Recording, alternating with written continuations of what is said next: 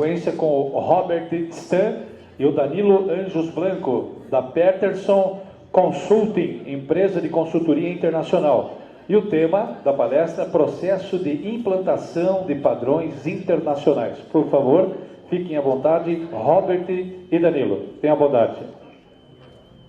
Olá, bom dia. Eu sou Robert, eu sou holandês, por isso tenho um sotaque forte.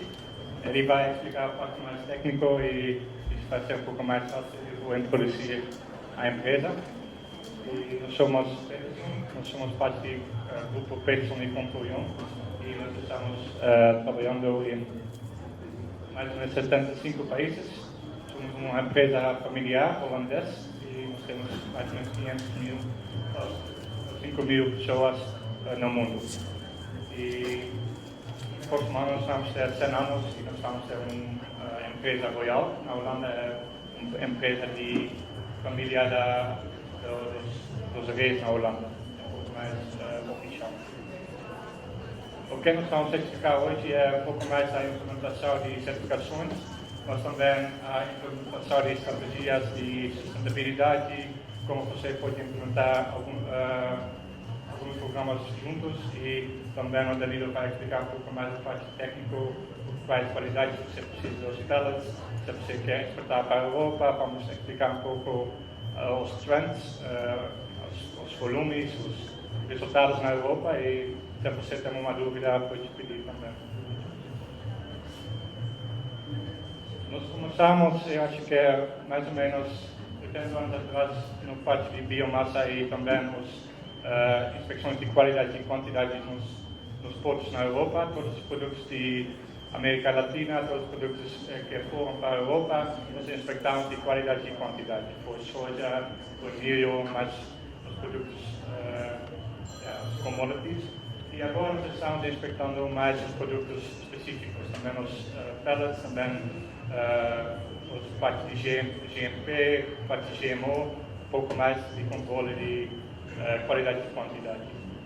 Depois nós começamos mais a focar na área de produção. Nós trabalhamos em todos os países que estão produzindo commodities, mas também trabalhamos muito com implementação de certificação.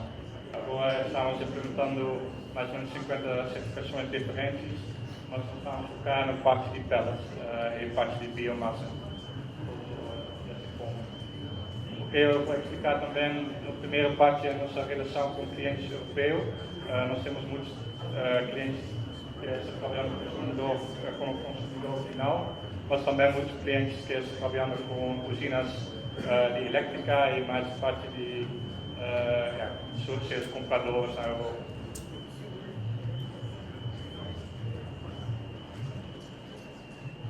O que eu disse antes, é muito importante quando você vai implementar uma certificação, que você vai focar em sua estratégia.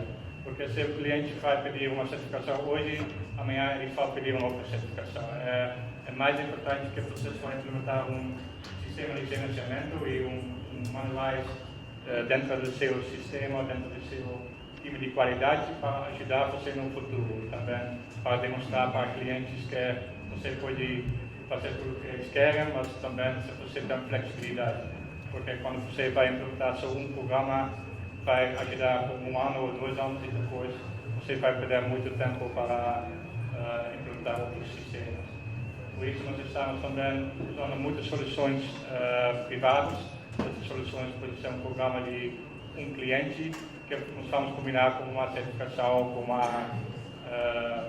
outro programa de outro cliente.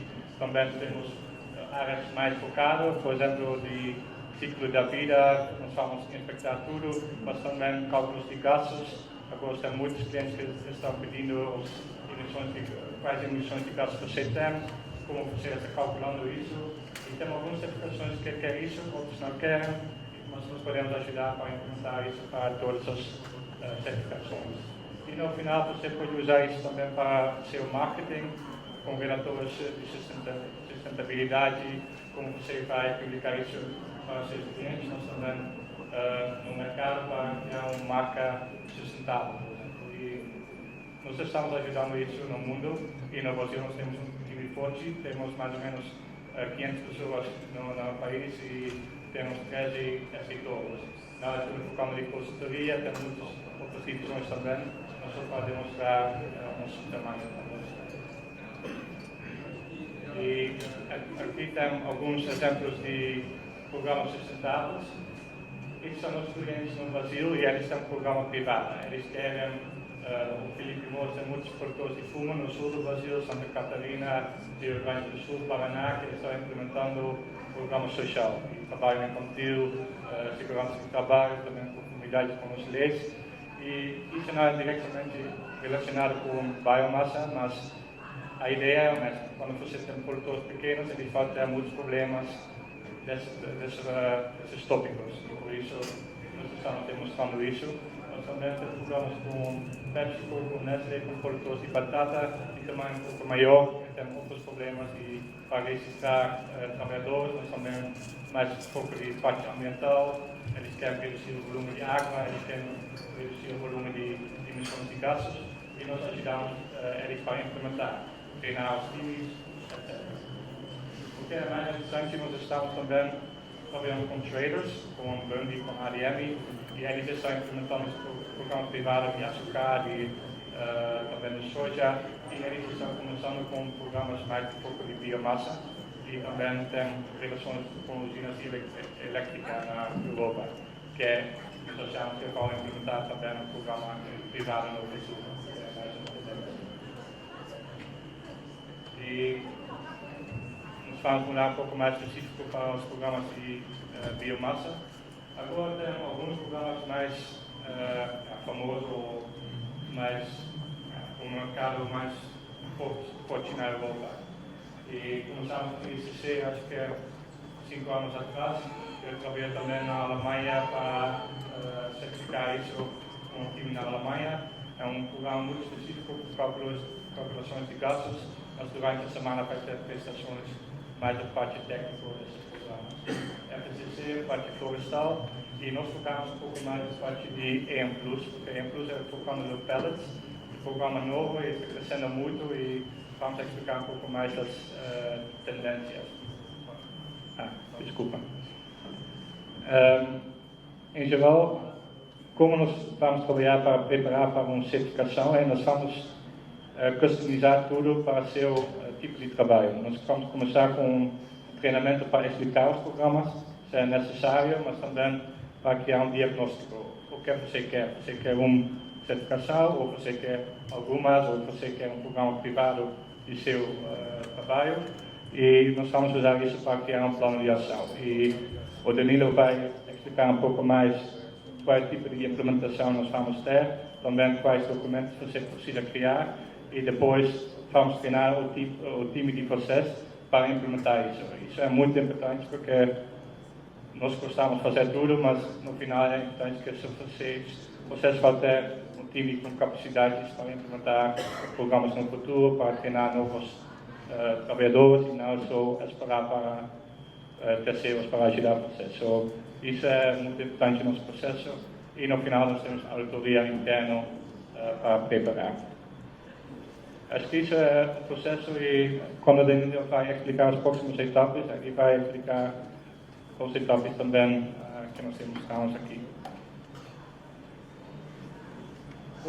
Bom dia a todos vocês. Puxando um pouquinho aí tudo do que o Robert falou, queria começar só apresentando para vocês aqui um pouquinho do mercado de pellets na Europa. Se a gente pensar aqui que de 2012 a 2017 a gente tem um crescimento considerável de uso de pellets na parte da indústria, e a gente tem também um crescimento expressivo na parte de uso de pellets residenciais, na área residencial e na área comercial, né? Então, de 2012 até 2017, esse dado já está um pouquinho desatualizado, mas a gente teve um crescimento aí de cerca de 10 milhões a 25 milhões de toneladas de uso de pellet para geração de energia, para aquecimento domiciliar também. E esse crescimento vem impulsionado também se a gente pensar com o governo, né, os governos dos países da Europa tem dado incentivos para empresas, tem dado subsídios para as empresas implementarem, começarem a utilizar e implementarem também o consumo de pellets sustentáveis em seus países. Então a gente tem Portugal, Espanha, basicamente todos os países da Europa, né? Aqui a gente tem um pouco do mapa de quantidade de empresas já que são certificadas EN Plus na parte de pellets. Você vê que a gente tem bastante empresas na Europa, onde estão mais concentradas. A gente tem aqui no Brasil 7 empresas, uma no Chile. Pode ser que tenha tido alguma variaçãozinha, porque esse dado também é de 2017. Mas se você pensar em 2015, a gente tinha cerca de 3 empresas na América do Sul certificadas. Então, o mercado que está em expansão, o mercado que está crescendo, acho que no mundo todo, assim. Então, é um mercado muito interessante para a produção de pellets, né, para a maioria de vocês aqui. Acho que é bem legal. O EN Plus, ele funciona teoricamente, ele teria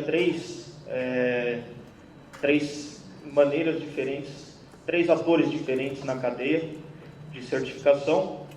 Seria basicamente a parte de produção, que é quem realmente produz os pellets, a parte de trader, que seria transporte, armazenagem, e também os prestadores de serviço, que aí seriam parte de armazenagem também, mas parte de embalagem disso, também porque o EN Plus visa a parte de consumo final para residência, né, não só para a parte de indústria, o que é bom também, porque facilita a exportação em menores volumes, né, porque nem sempre uma indústria madeireira consegue ter volume de produção de pellets suficiente para encher um porão de um navio inteiro. Então, às vezes, o pessoal costuma fazer exportação com containers, etc. Então, essa parte também é muito interessante do EN Plus. Falar um pouquinho da parte de escopo do EN Plus.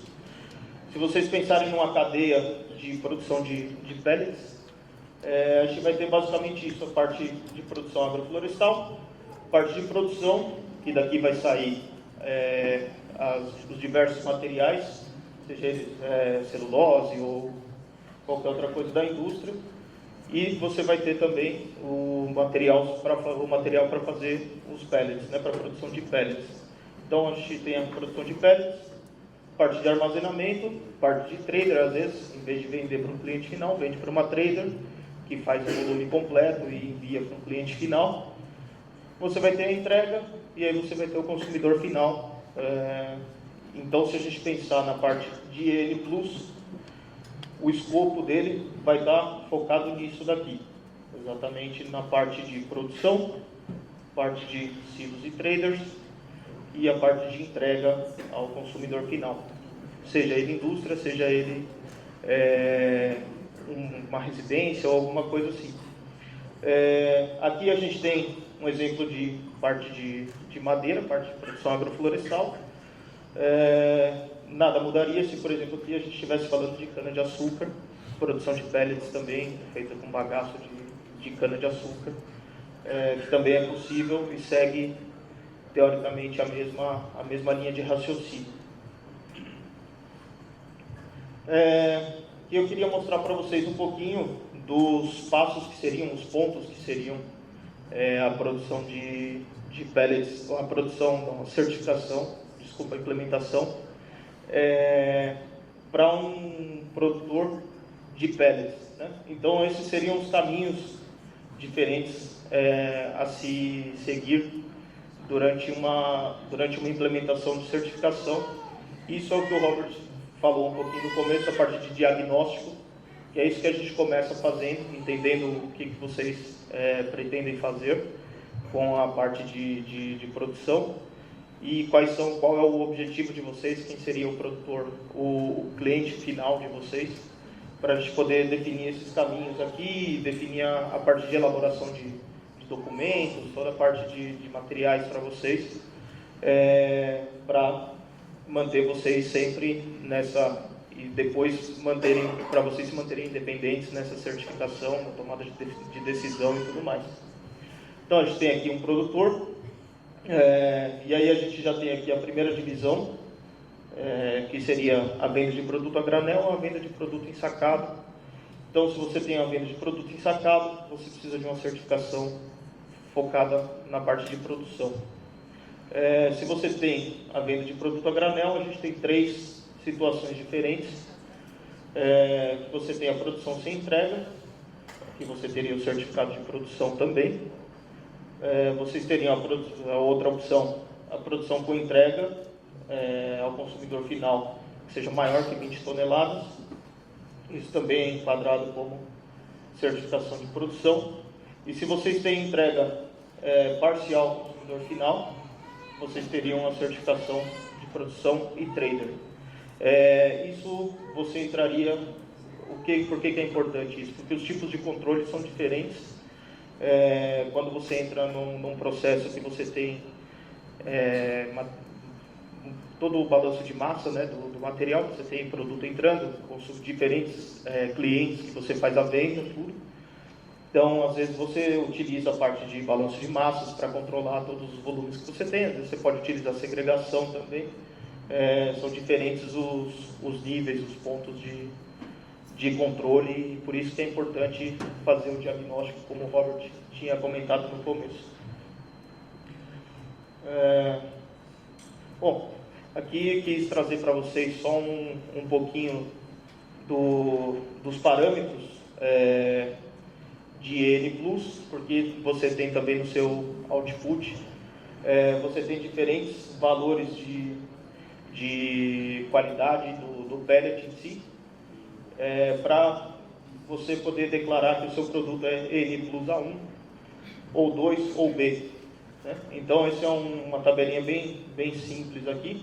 Existem outros parâmetros ainda, perdão, com parte de metais pesados, uma parte um pouco mais técnica, mas a parte física, digamos assim, do pellet, esses seriam as unidades que vocês teriam, essas seriam as propriedades que ele teria que ter para atender uma qualidade A1, A2 ou B.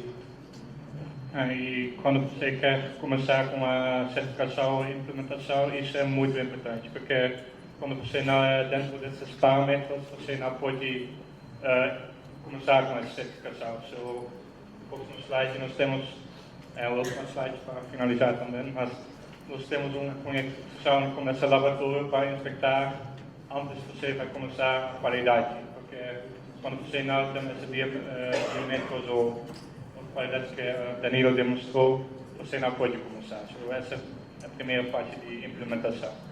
E aí a gente tem esse laboratório, que é do nosso grupo de empresas também, que é acreditado em 17.025, que pode ajudar, pode fazer todas as análises, todas as necessárias, todos os parâmetros específicos para vocês. Acho que é isso, gente. Muito obrigado. Até logo, um bom dia e uma boa feira para vocês. Muito obrigado, Robert, Danilo. Vocês voltam depois aqui no nosso debate, tá bom? É o tempo para perguntas e respostas. Passamos agora ao nosso próximo palestrante. Por favor, tenha bondade. O Marcelo Joaquim, da TNSA, vai falar sobre o mercado global e brasileiro de pellets. Tenha bondade, Marcelo.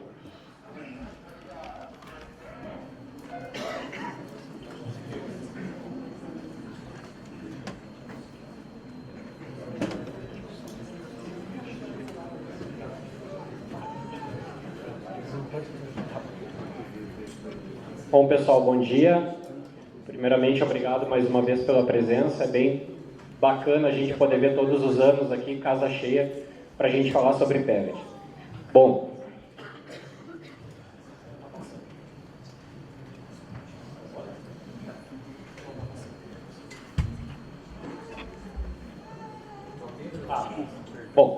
falando então um pouquinho da TMSA, só para vocês conhecerem, tá? Nós estamos baseados em Porto Alegre, temos uma fábrica de 32 mil metros quadrados, aproximadamente 700 funcionários. 53 anos e escritórios de engenharia em São Paulo, Belo Horizonte e Buenos Aires, na Argentina. Nossos principais produtos são transportadores de correios e carregadores de navios, e também atuamos no mercado agro com máquinas de pré-limpeza e secadores de grãos.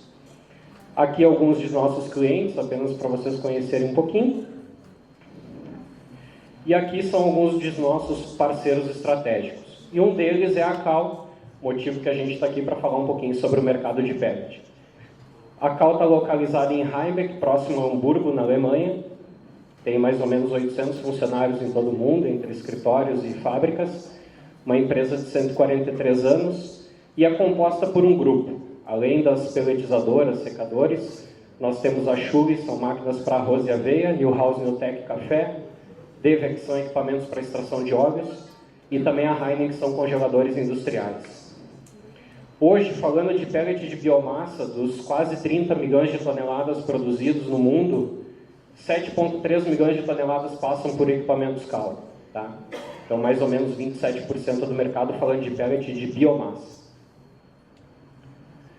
Falando então um pouquinho da nossa presença aqui no Brasil, já temos 67 equipamentos instalados, sendo que 37 deles são pelletizadoras, mais de 50% do nosso portfólio de produto. E a assistência técnica é toda nossa da TMSA. Agora sim. Ali mostra um pouquinho a assistência técnica toda brasileira, nosso técnico reside aqui no Brasil, temos a certificação aqui para atuar também pela Cal. Bom, falando agora de mercado, já que a gente está falando de bioenergia, quando nós falamos de bioenergia na Europa, de todos os biocombustíveis, né, quando falamos de combustíveis sólidos, hoje 10% só dos combustíveis sólidos na Europa são pellets. Parece um número pequeno, mas a gente já viu com os colegas falando aqui antes que já é um número bem representativo. Então, falando um pouquinho sobre os pellets, para alguns isso aqui é chovendo molhado, mas enfim, só para nivelar entre todos, né? Basicamente existem 3 mercados. Um deles é para uso doméstico, energia térmica, geração de energia térmica em pacotes fornecidos em embalagens de 15 a 20 quilos, basicamente para caldeiras de pequeno porte e lareiras a pellets. Então, memorizem bem esses 2 equipamentos que a gente vai falar um pouquinho deles depois, tá? Depois nós temos o mercado que chamamos de... aqui um pouquinho só mostrando a aplicação do pellet. Nas residências, algumas não utilizam o pacote, recebem o pellet a granel. Então, isso aqui é uma instalação numa residência que recebe o pellet a granel, que passa por um queimador para fazer o aquecimento. Bom, outro mercado é o que a gente chama de semi-industrial. Existem outras derivações, mas de uma forma mais macro, vamos chamar de semi-industrial. Que daí já começa a entrar em fornos de padaria, pizzaria, caldeiras de médio porte, como hotéis, piscinas, e também lá a gente vê no canto a parte para aplicação em aquecedores. E depois nós temos os pellets industriais, que basicamente é para substituir o carvão nas termoelétricas, aí é para geração de energia elétrica. Em função dos acordos que os países assumiram do COP21 e do COP24 para a redução do CO2. Bom, falando um pouquinho então de dados de produção, tá? Essa figurinha já é bastante conhecida, a gente está com ela aqui atualizada até 2017, foi o dado mais recente que a gente conseguiu. O vermelho e o laranja é o consumo e os 2 verdinhos ali são a produção, sendo o que está em escala menor do ano de 2016 e o que está em escala maior do ano de 2017. Então a gente pode ver ali que a Europa ela não é autossuficiente, por isso que os pellets são na grande maioria exportados para lá, mas o que é bem interessante a gente ver ali na América do Sul que ele cresceu de 0,1 milhões de toneladas para 0,6 milhões de toneladas. Então teve aumento significativo na América do Sul da produção de pellet. Falando então dos países da União Europeia, a produção, então a União Europeia, os 28 países produziram até 2018 16,9 milhões de toneladas, toda a Europa produziu 20,3 milhões de toneladas e o país que mais produziu foi a Alemanha. E aqui é um gráfico onde mostra, na linha, as 2 linhas ali de baixo, fala dos Estados Unidos e Canadá, depois da Europa, são os 2 grandes players de pellet no mundo. A gente vê que de 2012 a 2018, a produção é relativamente constante. E já para a União Europeia, a gente vê que tem um crescimento não tão significativo, mas tem um crescimento interessante de 2012 a 2018 na produção da União Europeia.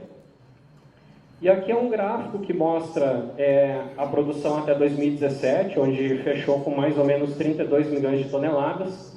E a gente vê que a América do Sul começa a aparecer ali relativamente em 2015, 2016, começa a aparecer um pouquinho, mas é em 2017, onde começa a representar já 2% da produção de pellet no mundo, a América do Sul.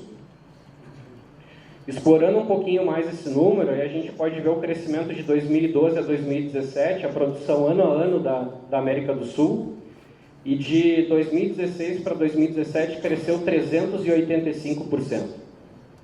Então, realmente é um mercado que está começando a ganhar atração aqui no nosso continente. E as razões estão aqui. Em 2016, por exemplo, na América do Sul existiam 12 fabricantes de pellets. Já em 2017, esse número pulou para 33. Muito dessa demanda são os pellets industriais, que já estão sendo feitos no Brasil e exportados já em grande escala também. Essa é uma das razões também desse crescimento bem significativo. Falando então um pouquinho de consumo.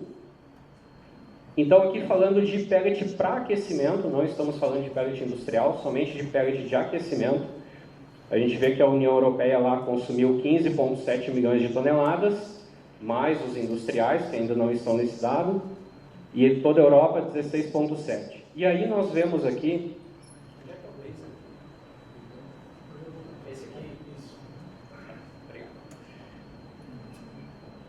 Então a gente vê aqui que a Itália é o país que mais consome pellet hoje no mercado residencial, e a gente vê que é justamente para aquecimento residencial. Então aqui fica muito claro que onde esse pellet está sendo consumido são nas residências, na grande maioria. Então, abrindo um pouquinho mais esse mercado, tem um dado bem interessante. Se a gente for olhar isso aqui, a quantidade de queimadores a pellets vendidos, a gente vê que a Itália está nessa coluna da direita, porque nem caberia na escala dessa coluna da esquerda. A Itália tem mais de 2 milhões e 500 mil queimadores instalados em residências. E a gente começa a ver aqui um crescimento da França.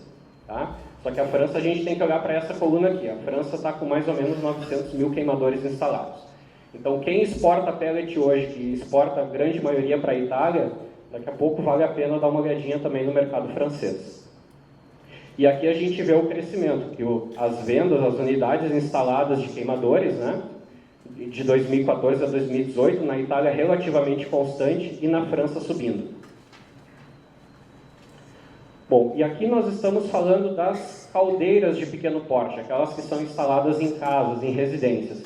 A gente vê de novo aqui que na Itália é relativamente constante, aqui aparecendo um pouquinho na Dinamarca, e na França aqui também relativamente crescendo um pouquinho.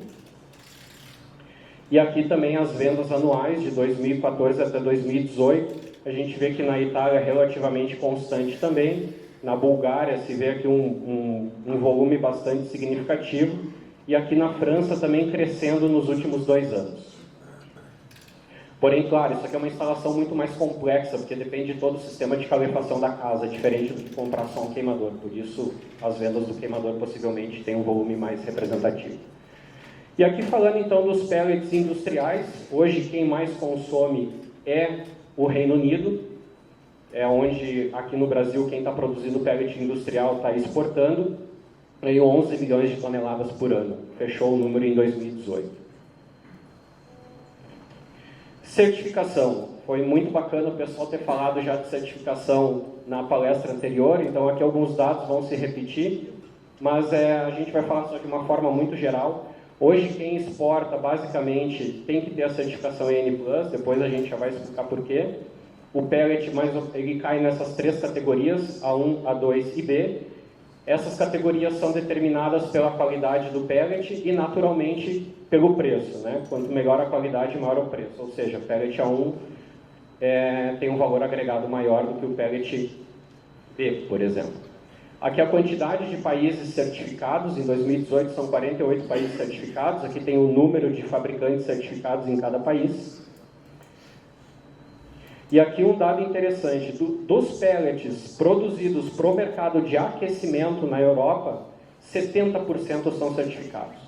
Então essa é a razão pelas quais quem quer produzir pellet hoje precisa se preocupar com a questão da certificação, porque muito provavelmente vai ser muito difícil conseguir entrar no mercado sem a certificação. Aqui só dando uma visão geral então, dos pellets certificados, quase 94% são pellet A1 e um pouco mais do que 6% pellet A2. Pellet B nem apareceu aqui nesse gráfico. Bom, mas e o preço? Como é que está o preço do pellet? Se nós formos pegar... Este preço aqui, na casa de 330 euros por tonelada, o preço não quer ficar. É o preço considerando spot, é o preço que o cliente final paga pelo pellet na gôndola com impostos inclusos, tá? E qual que é o preço que o Brasil está exportando esse pellet? Em 2016, o Brasil exportou 35.700 toneladas ao preço médio FOB de 162 dólares por tonelada, sendo que 98%, por questões óbvias, foram para a Itália. Em 2017,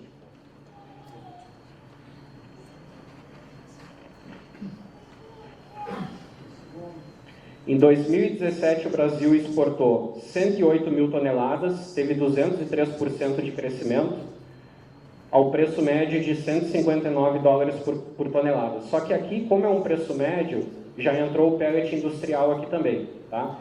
Se nós tirarmos o pellet industrial fora, também praticamente 100% das exportações são novamente para a Itália. E aqui, já falando de 2018, o Brasil exportou 226 mil toneladas de pellets, com 108% de crescimento, a um preço médio de 165 dólares a tonelada. De novo, né, se nós tirarmos lá os pellets industriais desse dado, praticamente 100% dos pellets residenciais vão para a Europa. Como é que está o consumo no Brasil? Segundo os dados da ABINCE, o Brasil produziu 470 mil toneladas de pellets no ano passado. Tá? Então, se nós tirarmos a exportação fora e o que fica no estoque de quem faz pellet industrial, esse seria mais ou menos o dado do consumo do Brasil, fazendo uma conta grosseira.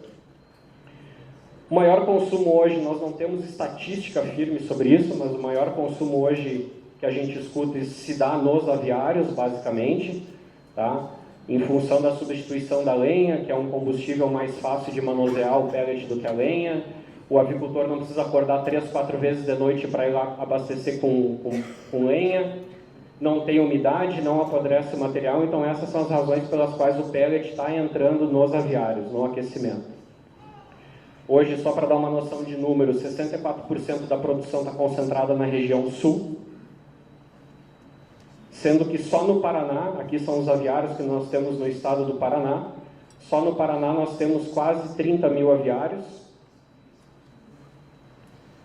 E considerando que um aviário de um padrão médio de 2.400 metros consome aproximadamente 45 toneladas por ano, se todos os aviários do estado do Paraná hoje decidissem converter para pellet, nós teríamos um consumo estimado de 1.346.000 toneladas de pellet por ano. Então tem um mercado muito grande para crescer ainda dentro do Brasil, só nesse setor e falando só do estado do Paraná. Temos ainda alguns players testando pellet em secadores de grãos, mas ainda não existe um trabalho científico aprofundado sobre isso com relação a ganhos. Temos um mercado que ele é menor, mas tem um maior valor agregado, que é o mercado PET, utilizando o pellet como cama de gato. Aqui um saco de 10 quilos, preço spot na gôndola, R$ 37,90. R$ 3.790 uma tonelada. Então, um valor agregado extremamente alto. Mercado de hotéis. O Brasil tem 7.479 hotéis, com mais de 741 mil apartamentos, onde uma boa parcela deles precisam de água quente, onde pode também ser substituído por pellet. Tem empresas já fazendo isso, o pessoal da Koala também já faz isso hoje, né? Coloca lá os queimadores. No Brasil, peguei os créditos do professor Dorival, que está aí. Nós tínhamos 17 fabricantes de pellets em 2017, temos 25 fabricantes em 2019. Então, o resumo do cenário consumidor, tá, pessoal? O residencial europeu, os mercados consolidados são baixos e médios volumes, Exportação para a Itália, os compradores estão lá, porém, olho na França. Industrial, são altos volumes, são os contratos de longo prazo. Nós temos o mercado em crescimento, que são os aviários, já passou a fase de teste, o pessoal já reconheceu as vantagens e os benefícios do uso do pellet. Os mercados emergentes, o PET, que é um baixo volume, mas tem um alto valor agregado. Hotéis, que é um mercado pulverizado, mas ele é promissor em função do volume. E outros, como pizzarias, churrascarias, clubes de piscinas, etc. E o mercado em desenvolvimento de secadores de grãos. Uma vez que for evidenciada, a nossa expectativa, pelo menos, que no secador de grão a vantagem do uso do pellet é muito superior ao cavaco ou à lenha, nós temos muitos secadores de grãos no Brasil, então o volume deve crescer consideravelmente. Falando um pouquinho rapidamente de tecnologia, existem basicamente dois conceitos de matriz plana e anelar para fazer pelletização. O nosso equipamento trabalha com matriz plana, o mesmo princípio dos antigos moinhos. Não vamos se ater muito aqui aos detalhes, mas enfim. Então nós temos um cabeçote de rolos, né, que vai de 2 a 5 rolos, dependendo do porte da máquina, com um sistema hidráulico de compensação. E aqui é um vídeo onde mostra o conceito de funcionamento da nossa máquina. Tá.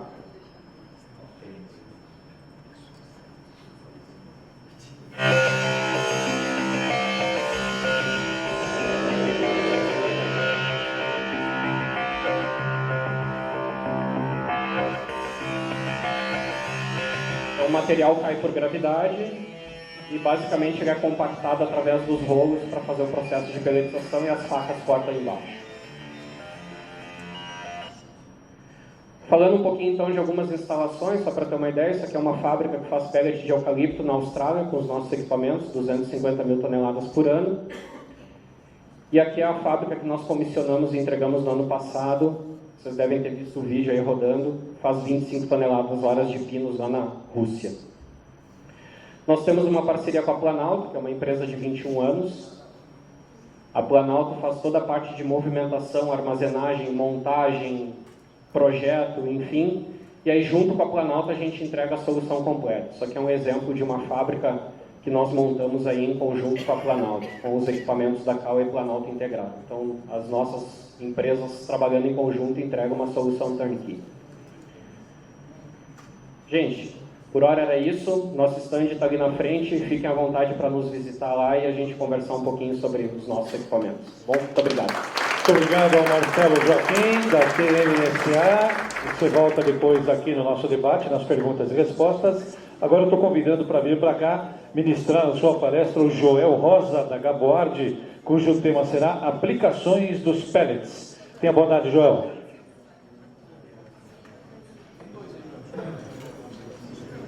Bom dia. Pessoal, vou falar um pouquinho então sobre a aplicação dos pellets, tá? Vamos lá. Então a gente hoje atua através da empresa GEL, certo? É uma empresa pertencente ao grupo Gaboard. Estou passando os slides aqui, certo? De formação sou engenheiro de produção mecânica e atuo hoje como gerente operacional da empresa GEL, certo? Falar brevemente um pouquinho aqui do histórico da empresa GEL. É uma empresa, então, pertencente ao grupo Gaboard, que atua no segmento de fabricação de equipamentos desde 1957, certo? E, efetivamente, a GEL tem sua infraestrutura, hoje, na verdade, na qual ela projeta, fabrica, certo? E fornece toda uma solução turnkey hoje para a linha de pelletização. Alguns equipamentos, efetivamente, que a gente fornece como solução turnkey, certo? Que são os nossos principais produtos de portfólio, certo? Estão ali, então, para 420 para 500 kWh, de 1 tonelada a hora, 2,5 toneladas a hora e 5 toneladas a hora, certo? Agora, falando um pouquinho, então, de aplicações, tá? Em termos de aplicações, hoje, de queimadores, é uma infinidade. Os colegas aqui já citaram, frisaram algumas aplicações, certo? Dentro delas, então, a gente categoriza, na verdade, a aplicação residencial, comercial e industrial, certo? Onde, basicamente, se difere nas suas capacidades de energia, certo?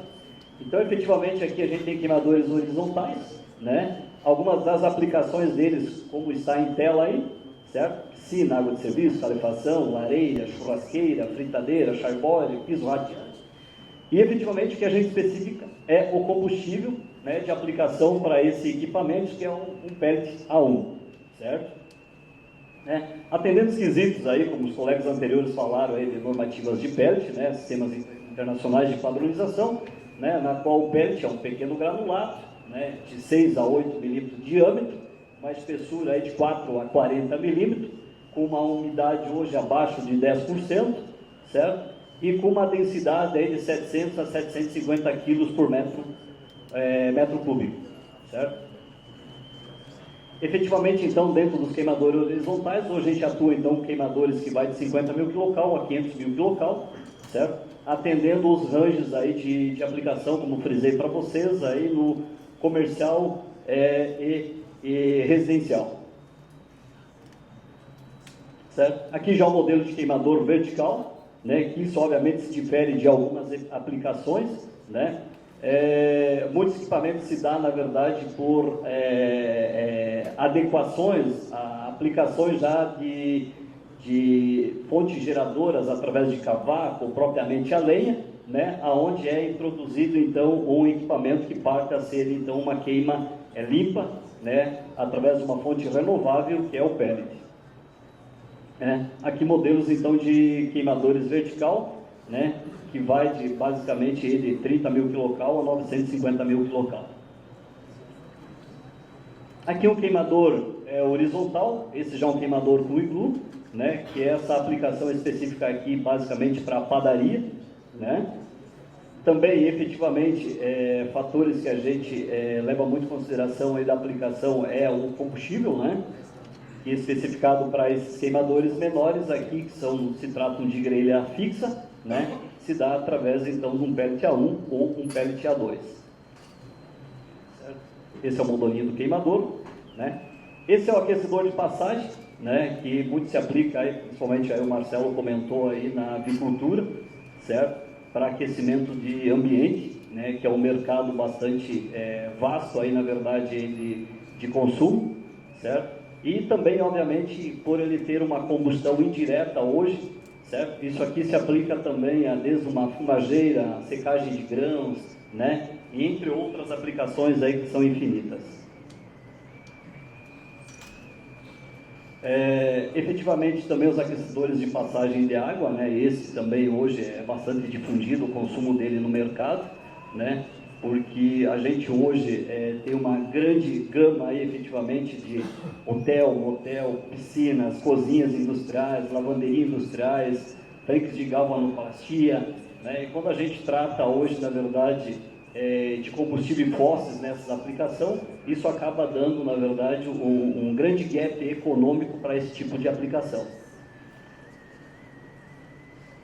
Muitas vezes esses queimadores eles são aplicados, a sua câmara de combustão está condicionada para queimar a lenha, né? Obviamente que a gente não descarta essa aplicação já atual lá, certo? E a gente acaba meramente introduzindo então o queimador a pellet, né? Aí posso dizer para vocês que ele passa a ser um total flex aí, tá? No processo de aplicação. Esse já é um queimador a pellet com iglu, grelha móvel, essa é uma aplicação industrial. Esse sim vai ter uma capacidade de consumo expressiva, considerável, né? Porque esse sim vai atender aí, geralmente em regime full time de trabalho, certo? E obviamente esse então tem a condição de hoje receber a queima aí do pellet industrial, certo? E, efetivamente alguns opcionais que a gente fornece também junto à tecnologia aí, junto à aplicação, né? Seria o sistema manual, basicamente on-off, né? E o sistema efetivamente automático, através do aplicativo do celular, certo? Você consegue hoje, na verdade, definir seu set point de trabalho, fazer suas programações, né? Onde esse sistema ele vai ter a capacidade efetivamente de atender às necessidades suas de dias de programação, de horários de programação, né? Essa condição de programação, obviamente, ela é uma condição remota, né? Você pode assistir operacionalizar ela à distância, né? E isso, na verdade, traz muita praticidade aí ao processo. Também, obviamente, quanto à condição de silos, né?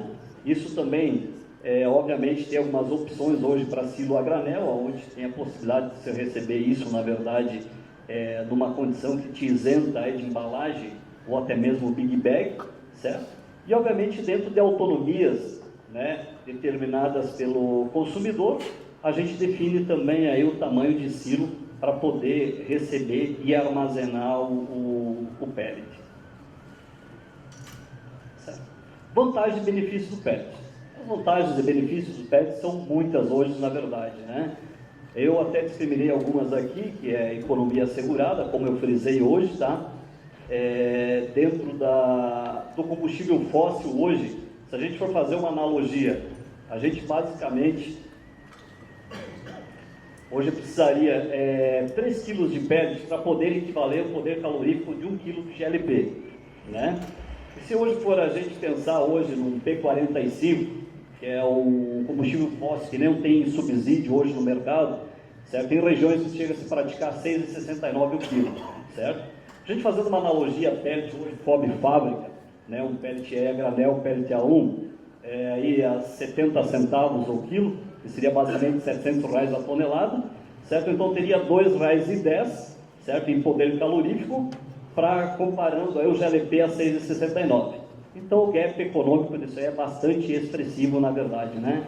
Se a gente for pensar num payback de aplicação aí, basicamente em torno aí de 6, 8 meses de aplicação, que tem o retorno do teu investimento, baseado só na economia que você faz de combustível, certo? Isso, na verdade, a gente tem cases aplicados, por isso que a gente pode dar essas informações com propriedade para vocês, certo? Além, obviamente, de grande vantagem como essa que a gente frisa, é a eliminação operacional, né?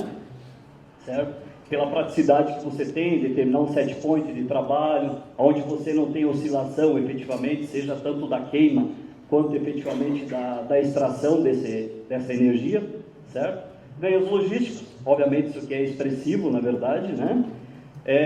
Redução de armazenagem, é uma queima limpa, ecologicamente correta, né?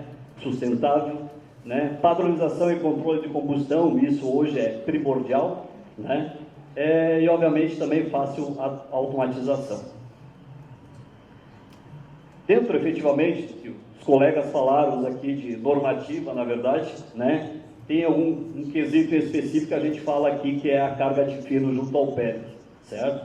Porque se vocês observar, entre todas as normas efetivamente regulamentadoras do Sistema Internacional de Padronização, aí, certo? Ela determina aí um quantitativo de finos, certo?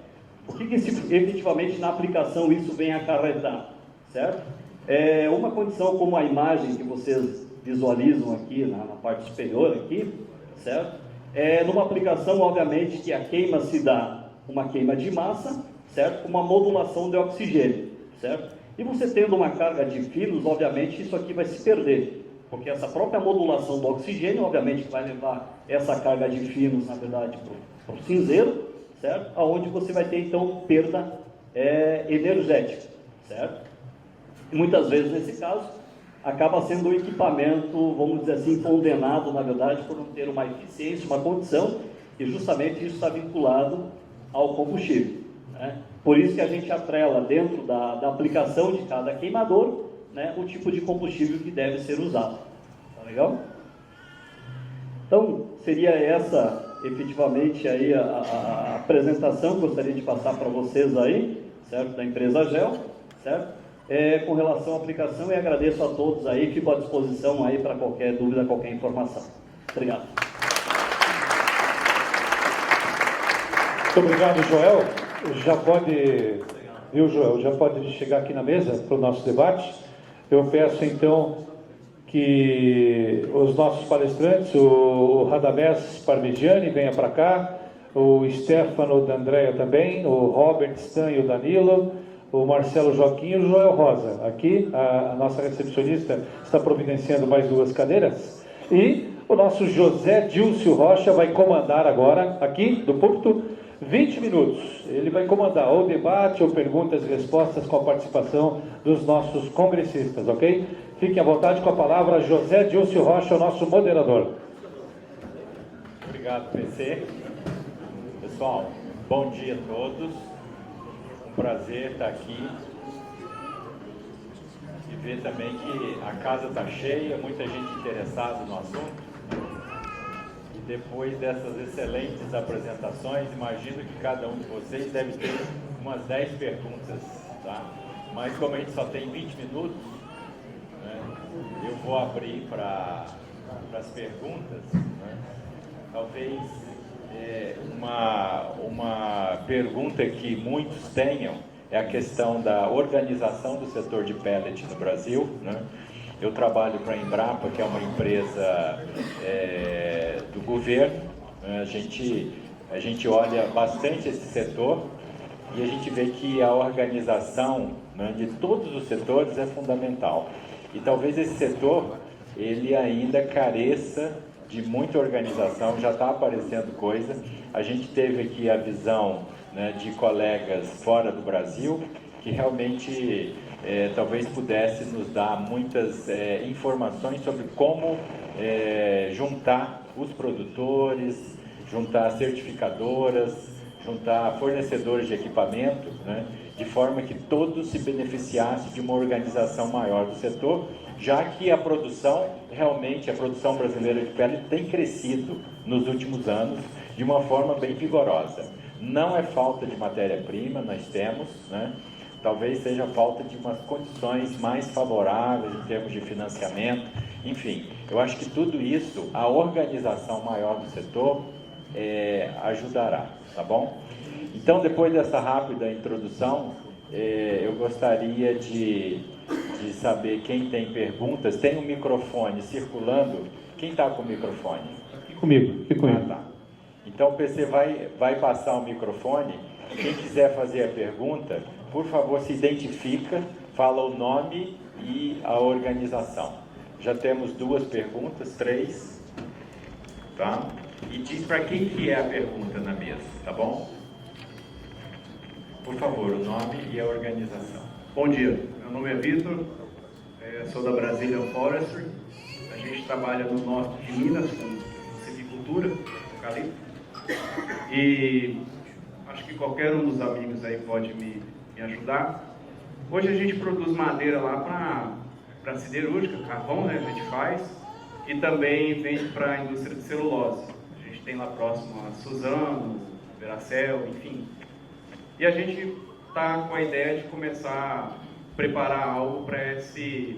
A gente enxerga que tem um grande futuro no mercado de pallets. Só que tem a grande dúvida em relação ao eucalipto, né? Se ele realmente a gente consegue, se já existe, vocês conhecem algum tipo de clone específico, onde consiga ser aprovado para poder estar exportando. Então, a pergunta é essa. É para quem, Vitor, a pergunta?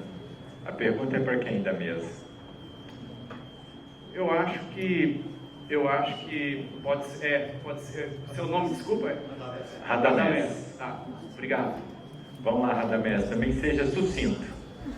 Bom, eu puxei a responsabilidade para mim, porque lá em Portugal existe uma grande plantação de eucalipto, então é usado eucalipto sim para a produção de pellets. No caso de Portugal é usado um mix de pinos e eucalipto. Essa seria uma solução. Em casos onde existem as duas matérias-primas, normalmente usa-se uma proporção, no caso de Portugal, de 70% de pinos e 30% de eucalipto para equalizar a questão do cloro e realmente conseguir a certificação. E parte da resposta também é um mérito nosso, brasileiro. Um cientista chamado Javier Escobar, que normalmente estaria presente aqui nesse evento, não está, que está fazendo pós-doutorado lá em Harvard, ele fez uma patente, e essa patente já foi aprovada em mais de 150 países, para um processo industrial de retirada do cloro do eucalipto. Então é uma tecnologia nacional brasileira, onde vai ser possível realmente certificar o pellet A1 Premium para vender para o mercado europeu sem a questão do problema do cloro. Ok, Radamés. Alguém mais da mesa quer colocar alguma questão em relação a pellet de eucalipto? O colega da Itália, e a Amabile vai interpretar. Se quiser falar aqui, Amabile, por favor. Spero di aver capito il discorso dell'eucalipto con il pellet. Effettivamente quello che diceva, il problema principale dell'eucalipto non è dal punto di vista della produzione, gli impianti riescono a produrre un buon pellet, il problema è il cloro, molto spesso. Se ele compreendeu corretamente o questionamento, ponto de observação que ele gostaria de fazer não é necessariamente sobre o processo produtivo, que ele entende que vai bem como qualquer outro produto, como qualquer outra matéria-prima, mas existe uma particolaridade que é sobre a composição química de cloro. Noi abbiamo qua un'azienda in Brasile che ha già provato a produrre con puro eucalipto. I test rientrano tutti nei parametri della 1, appunto ad eccezione del cloro, che è quasi il doppio rispetto al limite per la classe A1. Siamo intorno allo 0,06 invece che 0,02, 0,03 per l'altro in A2. Temos caso aqui no Brasil de uma fábrica que produz com matéria-prima totalmente 100% eucalipto, e ela tem enfrenta esse problema por alto índice de cloro na composição química. Então, só complementando, acho que já tem estudo e trabalho todo agregado a isso para se contornar essa questão, que ela não é necessariamente, excusa, Stefano, que eu conheço também o contexto, ela não é necessariamente só uma questão do eucalipto em si, porque a gente sabe que ele absorve água de uma forma diferente das outras plantas que são utilizadas nesse processo, mas também, nesse caso da fábrica no Brasil, ela está regionalmente localizada, onde a incidência de chuvas também ela é particular, né, com água salgada, e acaba contribuindo com esse contexto. Credo che sia il processo che stava descrivendo lui, cioè, hanno installato questo sistema e la prossima settimana saremo di nuovo in fabbrica e vedremo se effettivamente quel processo è riuscito ad abbassare il livello di cloro e se si riesce a certificare.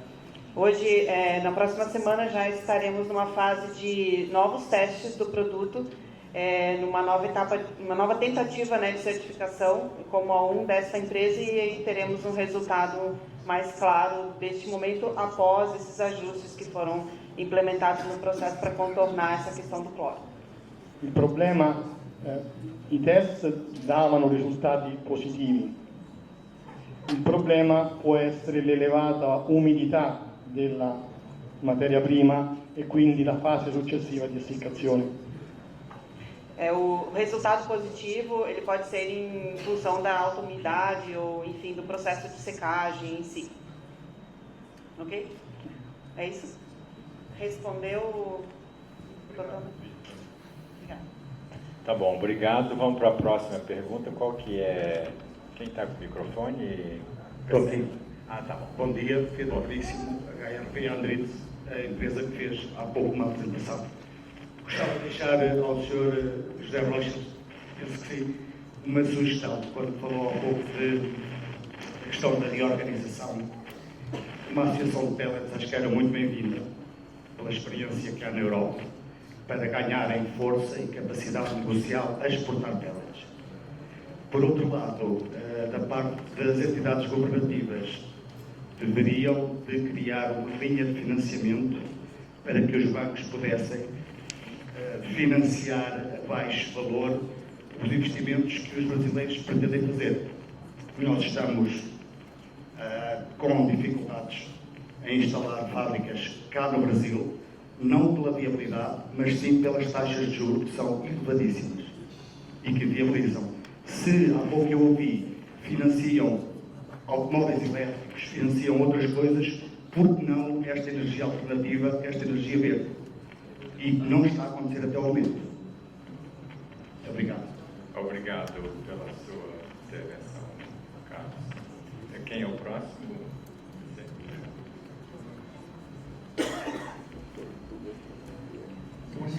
Bom dia a todos. Meu nome é Fábio, trabalho na PRF e trabalho na área de sustentabilidade e sou responsável pela eficiência energética nas granjas com aquecimento. Nós temos aproximadamente 13 mil integrados que produzem frango para a empresa e aproximadamente 20% disso já foi migrado para a pellet. Eu tenho a minha pergunta, talvez o Ranamés possa ajudar. Nós temos uma preocupação grande com a falta com a capacidade de produção de pinos ou com o estoque de pinos no Brasil e com o preço que o pellet tende a chegar. A gente está fazendo um trabalho bastante específico e profundo dentro da companhia para uma tomada de decisão sobre continuar evoluindo com o pellet ou não, por conta dessa curva de preço que está bastante agressiva dentro do país. A gente vê que essa curva de preço ela acontece muito por conta do pinos, da distância do pinos, onde tem pinos, onde não tem, além dessa necessidade dos benefícios de exportar. Então, se você puder falar um pouquinho para nós a respeito disso, sobre preços, sobre pinos, tem a ver um pouco com esse assunto do eucalipto, mas que não está definido ainda. Então, a gente entende hoje que 85% pelo menos da composição teria que ser o pinos, tá? Tá bom, obrigado. Então, Radamés, por favor, seja sucinto também. Tá bem. Uau, responder para BRF, que responsa também. Fábio, legal. Bom, acho que a gente já conversou em algum outro evento, se eu não me engano, mas bem boa a tua pergunta. Eu acho que são os dois cenários. Na realidade, muito do que eu falei na palestra tem a ver com exportação, e o mercado de exportação realmente ele está muito quente agora lá na Europa. Inverno retrasado faltou pellet lá, então o preço realmente explodiu. Porém, o Brasil é muito grande e a biomassa, ainda se acessa muita biomassa longe dos portos. Então tem dois mercados, né? Eu acho que vai ser muito interessante para o produtor de pellet que está razoavelmente próximo aos portos exportar, e naturalmente o produtor que está afastado pela questão logística realmente está abastecendo todo esse mercado interno. A gente acredita que vai se regular. Existe todo essa excesso agora de demanda lá na Europa, porém a gente acredita que se regula com o tempo. Tem todo o mercado da América Latina para ser desenvolvido, como o colega Marcelo colocou, o mapa. Ainda, por mais que pareça grande, ainda somos só 2% da produção mundial. Então a tendência é que o Brasil realmente se consolide aí como o grande produtor, não só para exportação, como também para atender vocês que são uma referência mundial aí na produção de frango. Muito bem. Mais alguém quer falar da mesa? Enfim.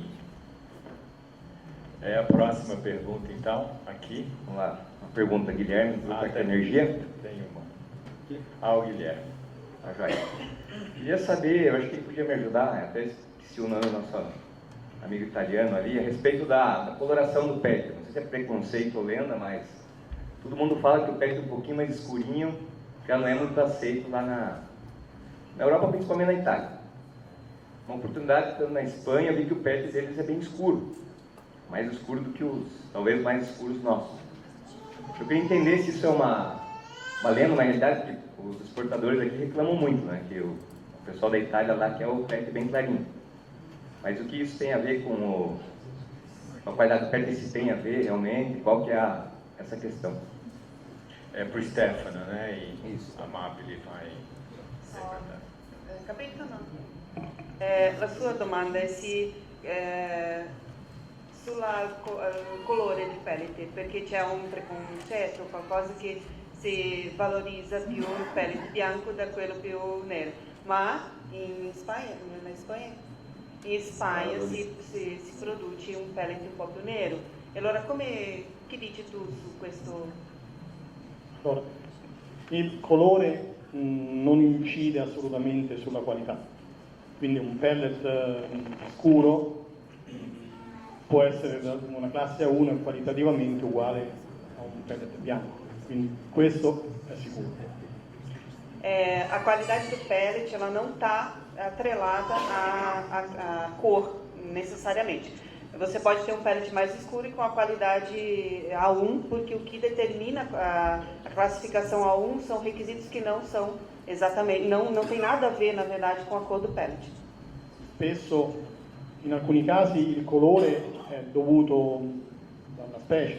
In Italia qualcuno usa il castagno che ha un colore molto nero, il rovere, un'altra specie, il pellet è nero, ma sono sempre qualità 1. Está relacionado com o tipo de madeira, né, de matéria-prima. Na Espanha, alguns tipos de árvores são utilizados para pellet A1 e elas produzem um pellet mais escuro. Un altro problema invece può essere nel processo di lavorazione di legni duri. Se la pressa aumenta di temperatura, la parte esterna del pellet si scurisce perché viene bruciato, ma non incide anche questo sulla qualità finale. Uma outra característica que pode tornar o pellet mais escuro é o processo em si. A pressão da prensa em si, quando aumenta, ela aumenta também a temperatura e isso escurece o produto final, mas isso também não incide no resultado final em termos de qualidade do pellet para ser classificado ou não como A1. Gli unici casi in cui il pellet scuro è di minor qualità è quando il colore viene dato da molta corteccia o da un processo di essiccazione all'interno dell'essiccatore che manda o troppo alta la temperatura, quindi si scurisce il prodotto, o manda i fumi con le ceneri all'interno della segatura e quindi in quel caso il prodotto è di minor qualità. O que pode sim implicar em qualidade é quando durante o processo ou a mistura de casca, né, na matéria-prima ou cinzas no processo de secagem ou qualquer outro componente externo que possa tornar o pellet mais escuro, mas que também represente um componente. Então isso sim pode cair a qualidade. Adesso Stefano, la sua domanda è anche sulla accettazione nel mercato Italia specificamente. In Italia generalmente il pellet è chiaro perché è inteso l'austriaco, il tedesco. Quelli che vengono dal nord sono stati i primi che hanno importato in Italia, esportato in Italia e quindi è riconosciuto effettivamente come di miglior qualità e quindi ha dei prezzi in alcuni casi più alti perché viene venduto come austriaco. Existe uma questão cultural que está atrelada ao início disso, que se utilizava na Itália primeiramente pellets fabricados na Áustria ou mesmo na Alemanha, e lá, pelo tipo de árvore que é utilizado, o pellet é naturalmente mais branco. Então se criou essa cultura de atribuir à cor branca uma qualidade e até o preço também melhor. Mas não tem nada a ver com a qualidade em si. Diciamo che in generale più si scende verso sud dell'Italia, quindi nella parte più sud, più è accettato anche un pellet più scuro, perché in quel caso il prezzo dal nord al sud del trasporto incide molto, quindi il bianco costa molto di più. Quindi lo scuro nel centro e sud Italia viene comunque, ma anche al nord, però insomma viene accettato di più. Anche la 2, il problema è la 2 con la 1, cioè le classi di qualità diverse, perché nel nord Italia in alcuni periodi dell'anno non può essere consumato pellet in A2. Para efeitos de mercado, quanto mais ao sul da Itália, existe uma aceitação maior para pellet um pouco mais escuro, menos branco, ou mesmo para o A2. Já no norte da Itália isso é um pouco mais restrito, e especificamente no norte da Itália, durante algumas regiões, alguns períodos do ano é proibido inclusive a venda de produto A2. Ele é restrito ao produto de qualidade 1. Muito bem, obrigado. Mesmo porque quando tiver a torrefação, né, os pellets eles vão ser todos de uma cor escura, né? Temos tempo para mais uma pergunta, né? Infelizmente foi notificado aqui que o tempo, mas todos eles vão ficar aqui hoje, amanhã, depois. Vários têm stand, podem visitar. Então, a última pergunta seria... Identifica, por favor. Meu nome é Thiago, sou responsável pela área de biomassa da Raizen. A Raizen hoje nós temos uma planta de 100 mil toneladas de capacidade nominal de produção de pellets, né? E eu senti um pouco de falta na apresentação, vou endereçar para o Marcelo, de estatística futura, com relação ao uso industrial do pellet, olhando o Brasil, né? Frente a toda a dificuldade logística, competição nos portos com o navio pioneleiro para sair com esse produto, enfim, o que você fala para a gente olhando para frente? Bom, Tá me ouvindo? Tá funcionando? Bom, de estatística futura, eu acabei não trazendo a lâmina aqui, mas falando principalmente de pellets industriais, que vocês, a princípio, seria fornecimento industrial, né? Principalmente Coreia do Sul e Japão vão aparecer como os dois grandes players aí para consumir o pellet, tá? O que acontece é que o pellet industrial, de uma forma geral, eles são contratos de grandes volumes e de longo prazo.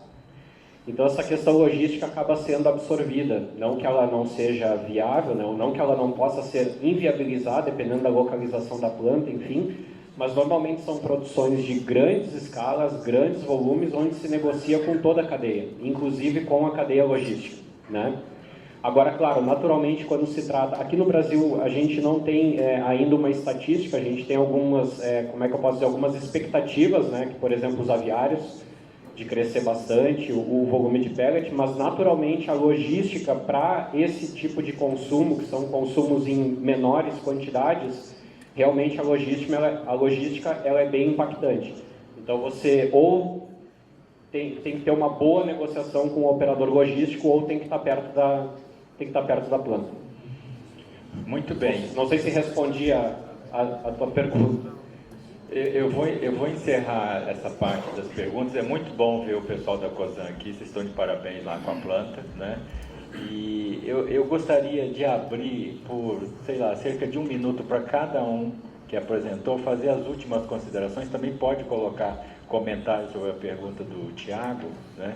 Para a gente finalizar aqui, para não atrasar o almoço e a parte da tarde, tá bom? Então, por favor, Joel. Só complementando o seu questionamento que o Marcelo frisou, nós temos o mercado da China hoje, que está com o estudo da matriz energética deles em mudança do carvão mineral de 8 milhões de toneladas para 20 milhões de toneladas até 2025. E obviamente isso cai muito esse quesito que o Marcelo frisou aqui quanto à questão logística aí, e obviamente esse é o fator mais relevante que tem hoje aí no âmbito de negociações aí futuras, tá? No contexto geral, obviamente, primeiramente quero agradecer a todos aqui os congressistas, certo? Expositores, apoiadores do evento, e obviamente a gente discute, obviamente a gente não tem concorrência, né? Eu brinco com o Marcelo, o pessoal da antes aí, efetivamente que a gente se preocupa muito efetivamente fomentar essa cadeia, né? Como eu coloquei para vocês aqui dos queimadores, nada mais nosso trabalho é fomentar a cadeia de consumo e apoiar isso, tá? Então, parabéns à organização, ao evento, que a gente possa efetivamente dar continuidade a isso. E estou à disposição aí para qualquer dúvida, qualquer informação. Obrigado, Jael. Por favor, Joca. Bom, primeiramente, mais uma vez, obrigado a todos, né? Naturalmente, o tempo é curto para que a gente possa trazer toda a base de informações que a gente tem, mas existe uma expectativa muito grande do mundo com os países da América Latina, porque a nossa produtividade aqui é muito representativa. Né, em termos, a gente está falando de mais ou menos 35 metros cúbicos por hectare, enquanto no Canadá, nos Estados Unidos, no Canadá principalmente, fala de 2 metros cúbicos por hectare. Fora a nossa rotatividade do Pinus, que ela é de 14 a 17 anos, e no Canadá isso leva a 60 anos. E Estados Unidos e Canadá são os 2 maiores produtores de pellets no mundo, depois de toda a Europa junto. Então existe uma grande expectativa do Brasil ser um grande player nesse setor, ser um grande fornecedor de pellets para o mundo. Existe um compromisso dos países em substituir a matriz energética por uma fonte renovável e, sem dúvida, o mundo inteiro tem a expectativa de que o Brasil seja um grande player por causa desse nosso potencial de produção. Então, a gente acredita muito nesse mercado. Mais uma vez, obrigado a todos. Obrigado, Jaco. Por favor. Bom, queria agradecer também a oportunidade de estar aqui, apresentar um pouco do nosso trabalho para vocês. Concordo com a parte de ser um mercado muito promissor para o futuro mercado de pellets. Eu acho que é muito importante a gente estar preparado para isso, para essas mudanças no mercado e tudo mais. E, bom, a parte de perguntas, alguma coisa assim, a gente vai estar aqui na feira disponível se vocês tiverem alguma dúvida, alguma coisa a mais, assim, vocês podem contactar a gente aqui na feira. E basicamente é isso. Obrigado aí. Obrigado. Nada mesmo. Thiago, né? Eu gostaria de só completar a tua pergunta também. O maior trader do mundo hoje chama-se WPS. E por sorte é português e é amigo da nossa empresa. E eles têm desenvolvido um trabalho muito forte aqui no Brasil, por ser justamente a bola da vez, né? Todo mundo acredita que o Brasil vai ser o grande player para abastecer esse mercado de exportação lá na Europa.